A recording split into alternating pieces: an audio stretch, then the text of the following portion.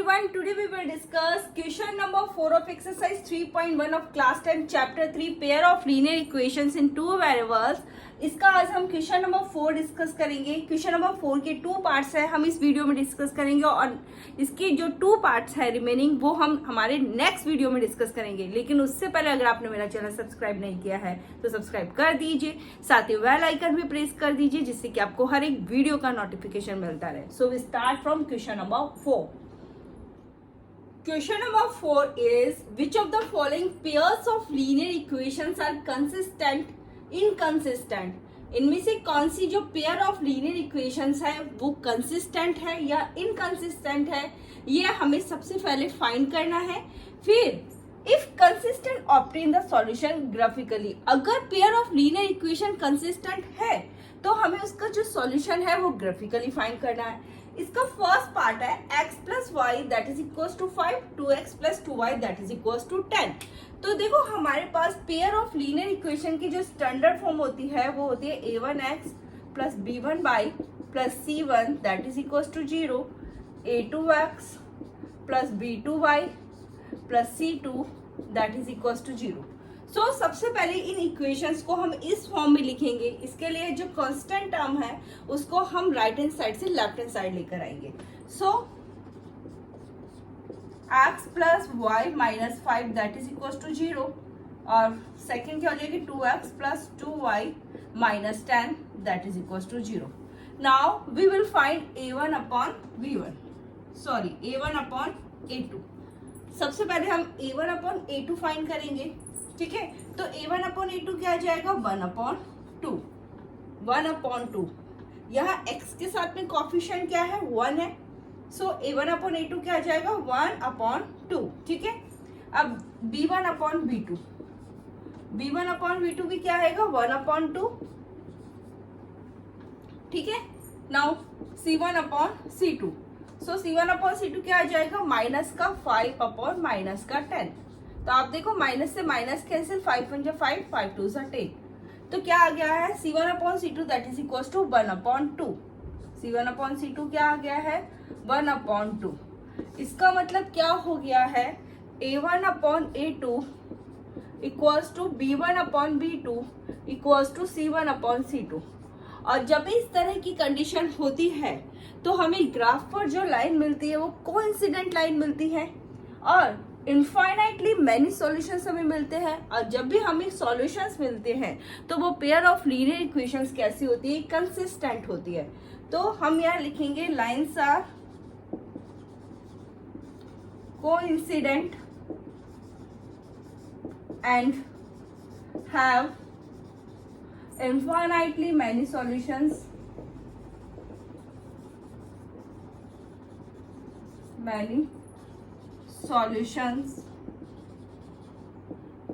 hence the pair of linear equations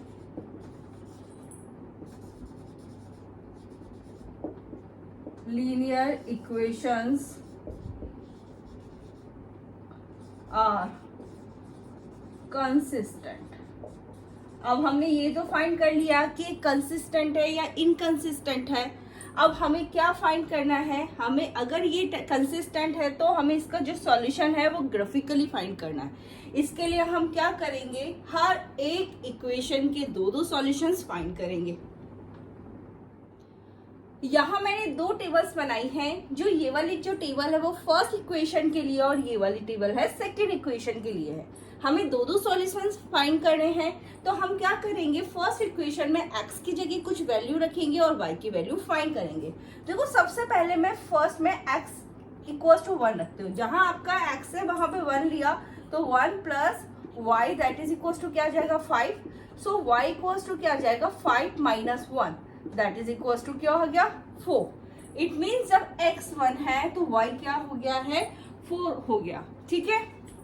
अब हम x की जगह क्या रखते हैं x की जगह 2 ले लेते हैं। अब देखो यहीं पर आपका x की जगह 2 पुट करना है तो 2 plus y that is equals to 5। So y equals to क्या आ जाएगा 5 minus 2। So y equals to क्या आ गया है 3। जब x 2 है तो y क्या है हमारा 3 है, ओके। अब देखो हमने फर्स्ट जो इक्वेशन है उसके हमने 2 सॉल्यूशंस फाइंड कर लिए हैं। अब हम आते हैं हमारी सेकंड जो इक्वेशन है, ठीक है। अब यहाँ पे x की जगह मैं ले लेती हूँ, चलो 3 ले लेते हैं, ठीक है। तो ये हो जाएगा 2, x की जगह 3 आ गया, plus 2, okay, y as it is 10, 3 2 6 plus 2y that is equal to 10। So 2y equal to क्या आ जाएगा 10 minus 6। So 2y equal to कितना आ गया 4, ओके, और y इक्वल टू क्या आ जाएगा 2, ठीक है। इट मीन्स जब हमारा x 3 है तो y कितना है 2 है, ओके। अब हम x की जगह 4 ले लेते हैं, ठीक है। x की जगह में मैंने 4 लिया तो आप देखिए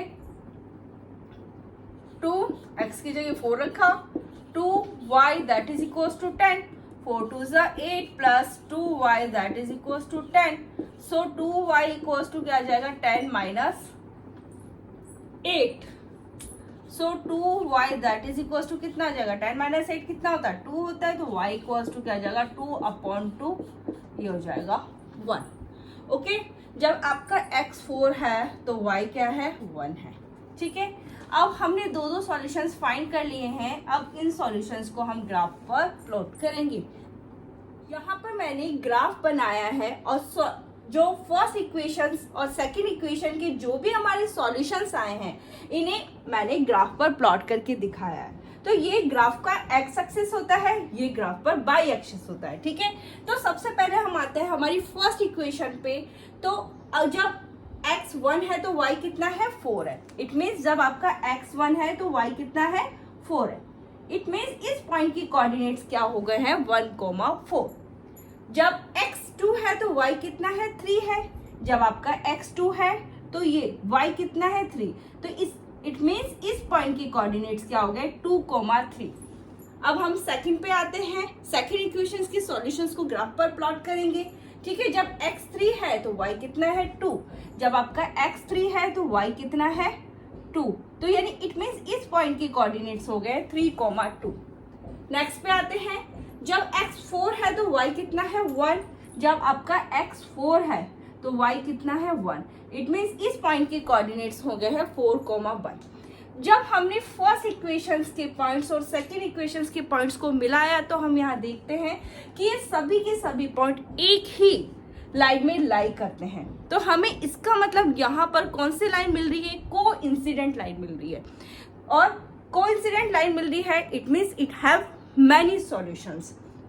तो क्या हुआ जब भी कंडीशन हमारी इस तरह की हो कि a1/a2 इक्वल्स टू है b1/b2 इक्वल्स टू c1/c2, तो हमें ग्राफ पर कौन सी लाइन मिलती है कोइंसिडेंट लाइन मिलती है। कोइंसिडेंट लाइन मिलती है it means it have many solutions. और जब भी हमें सॉल्यूशंस मिलते हैं एक मिले या ज्यादा मिले तो वो पेयर ऑफ लीनियर इक्वेशंस कौन सी होती है कंसिस्टेंट होती है। तो हमें इस क्वेश्चन में पहले यही बताना था कि हमारी pair of linear equation consistent है या नहीं है। तो हमने बता दिया कि ये कंसिस्टेंट है। फिर हमें सॉल्यूशंस ग्राफिकली फाइंड करना था, तो हमने सॉल्यूशंस यहाँ फाइंड कर लिया कि यहाँ पे हमें इनफाइनाइटली मैनी सॉल्यूशंस मिलेंगे, क्योंकि यहाँ पे ग्राफ पर हमें कौन सी लाइन मिल रही है हमें कोइंसिडेंट लाइन मिल रही है। तो ये था हमारा जो फोर्थ का पार्ट 1। अब हम पार्ट 2 डिस्कस करेंगे। Second part is x minus y that is equal to 8, 3x minus 3y that is equal to 16। सबसे पहले हम क्या करेंगे, जो हमें पेयर ऑफ लीनियर इक्वेशंस जो गिवन है उसे हम इस फॉर्म में लिखेंगे। ये आपके पेयर ऑफ लीनियर इक्वेशंस की जनरल फॉर्म होती है। सो हमने इस तरह से लिखा तो ये क्या आ जाएगा x minus y minus 8 that is equal to 0, 3x minus 3y minus का 16 दैट इज इक्वल टू 0। हमें क्या करना है यहाँ पे जो कांस्टेंट टर्म्स है जो राइट हैंड साइड की तरफ है उसे हमें लेफ्ट हैंड साइड लेकर आना है, ठीक है। तो अब हम यहाँ पे फाइंड करेंगे a1/a2। सो a1/a2 हमारे पास क्या आ जाएगा 1/3, ठीक है। अब हम फाइंड करेंगे b1/b2। b1/b2 क्या आ जाएगा माइनस का 1/-3।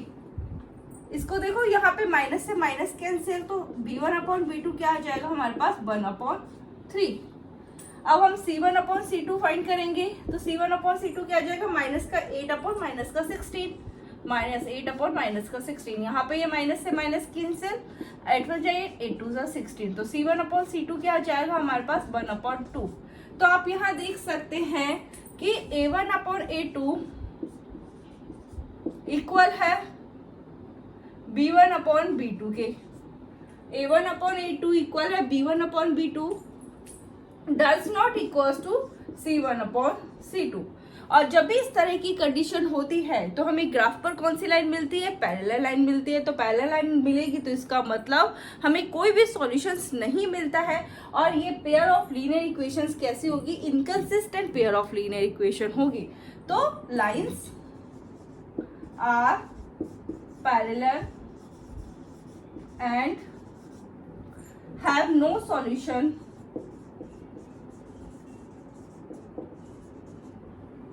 hence pair of linear equations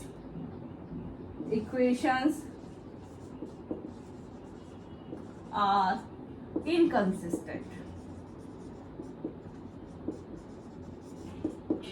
ठीक है, अब हम इसका थर्ड पार्ट डिस्कस करेंगे। क्वेश्चन नंबर 4 के हमने 2 पार्ट्स डिस्कस कर लिए हैं और रिमेनिंग 2 पार्ट्स हैं हम हमारे नेक्स्ट वीडियो में डिस्कस करेंगे। लेकिन उससे पहले अगर आपने मेरा चैनल सब्सक्राइब नहीं किया है तो सब्सक्राइब कर दीजिए, साथ ही बेल आइकन भी प्रेस कर दीजिए जिससे कि आपको हर एक वीडियो का नोटिफिकेशन मिलता रहे। So thank you.